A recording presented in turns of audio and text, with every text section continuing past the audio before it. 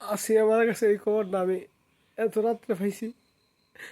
আসিয়া আসিয়ার লাশ আসিয়ার লাশটা যখন তার ভাইতে গেছে, একটু পরে যখন খবর দেখতেছি যে আসিয়ার লাশটা তার তার দেশে বাড়িতে গেছে, আসলে আমি সহ্য করতে পারছি না। আমি আসলে মানে ধৈর্যের বাইরে যায় আর কি, যে আসিয়া মারা গেছে এটা আমি বিশ্বাস করতে পারতেছি না।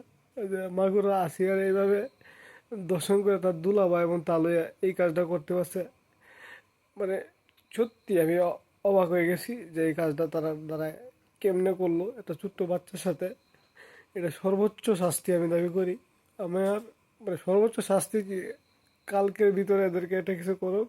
এই বাংলাদেশ সরকার দায়িত্বে আছে, এই আসিয়ার সর্বোচ্চ শাস্তিটা পাইলে হয়তো বা প্রকাশ্য দিবালোকে যদি দিত, তাহলে সবচেয়ে আমাদের জন্য বেশি ভালো হইতো। প্রকাশ্য দিবালোকে আসিয়ার বিচারটা হোক, আমরা এটা চাই। তা আসিয়া কুনিগুলা বেশি দিন বাঁচতে না পারে। আল্লাহ, আমি এটা সহ্য করতে পারছি না আল্লাহ।